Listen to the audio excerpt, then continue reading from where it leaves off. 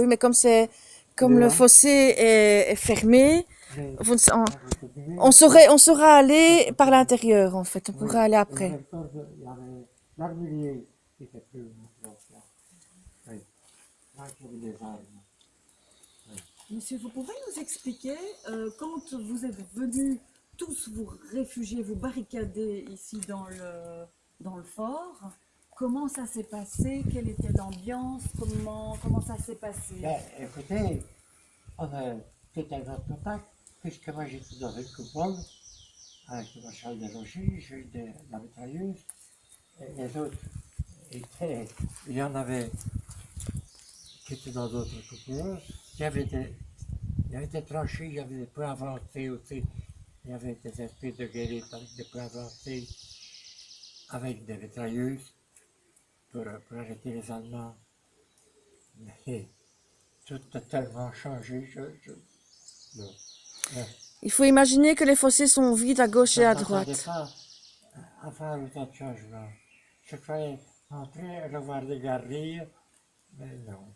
On tout a été remblayé, c'est pas facile. Non, non. Et dans les galeries, nous avions nos munitions, notre réserve de nourriture, des munitions. Oui. La réserve, on appelait ça une musette, Mais c'est ça? il y avait beaucoup de galeries que je ne musette. tout. Mais il y avait combien de coupoles ici? Bien, moi, on m'a dit qu'il y en avait 4. Et moi, j'en ai vu que 2. Je n'ai travaillé que dans 2. Et de guérites, des espèces de guérites de poste avancé.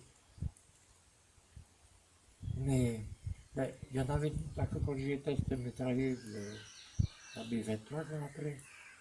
Et puis, à côté, il y avait, c'était un canon avec des boîtes à balles qui tirait dans les forêts pour tuer les Allemands qui allaient d'un arbre à l'autre pour se cacher. Et puis, il y avait le canon 40 qui tirait, lui, plus loin, qui a tiré dans les fermes de Baudelaire, où je disais que les Allemands se cachaient dans les granges, et qui a arrêté le château d'eau. Et quatrième, je ne sais pas dire. Et ça existait. On m'a dit qu'on avait pas de participer. Et l'ambiance, c'est une ambiance électrique, Ben, ça se passe comment ben pour oui, les hommes? c'était. Ben oui, c'était vraiment. Oui, l'ambiance électrique, comme vous dites. Oui, c'était. C'est pas qu'on avait peur, mais on était inquiet de savoir ce qu'il allait advenir. Le fort, on savait que les Allemands allaient le prendre, le fort. Quand on a entendu les bombardements, ça devenait impossible. J'ai fini le fort. Et les Il n'y a plus que fumées. le fort des mines qui est complet. Ah oui. Vos armes Et étaient le fort moins de Valonne, performantes. ça c'est des Ouais. chauves-souris. Vous avez eu le sentiment que vos armes n'étaient pas du tout Le sentiment performantes. que c'était fini pour nous, qu'on allait y passer. Parce qu'on avait eu beaucoup de choses sur la guerre 14. On dit que les Allemands nous prennent, c'est fini. Quand on a monté la rampe, écoute, c'était dans de mitrailleuse, mon copain ici a débarqué, il était bon sur lui.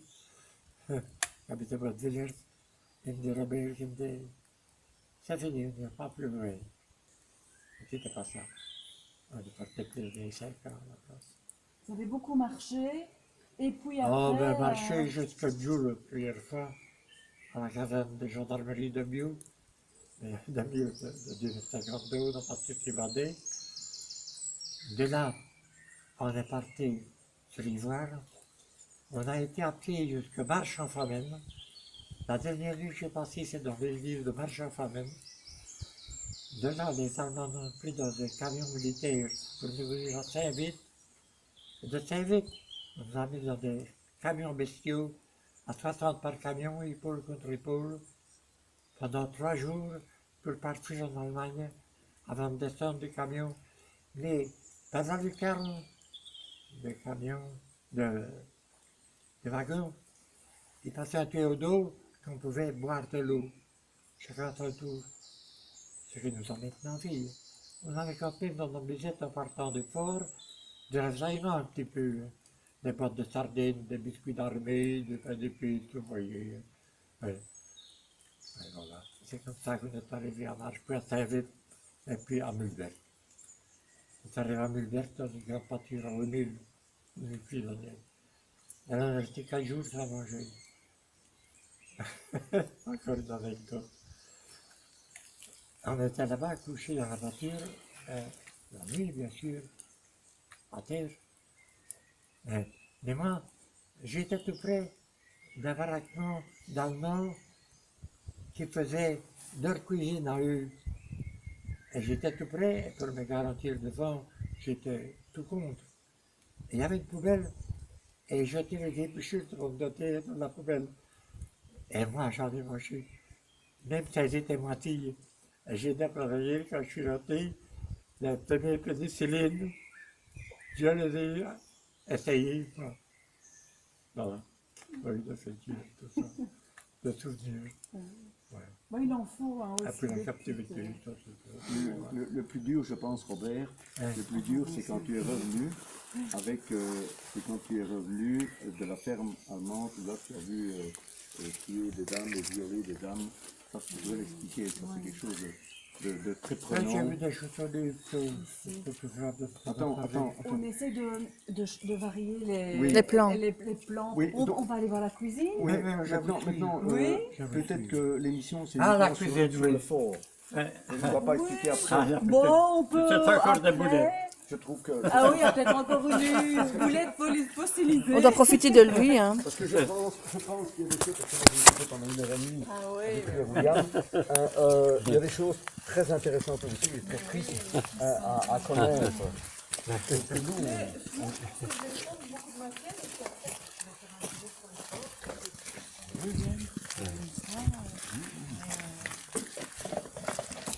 Oui, mais nous, ce qui compte, c'est lui, hein. On n'a pas besoin. Ça sera pour une prochaine fois. Pour nous, c'est pas grave. Hein. Voilà. Ah oui. Venez, ne tombez pas. Non, je pas. Ça va. On ne bougeait pas. Laissez.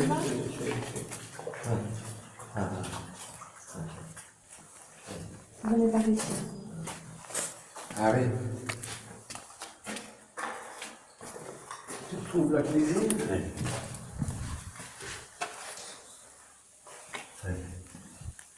Ah, sur le fond du bébé.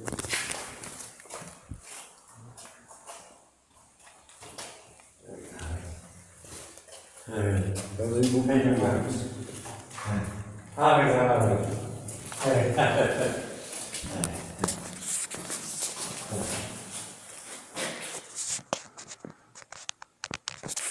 Ah mais de ça va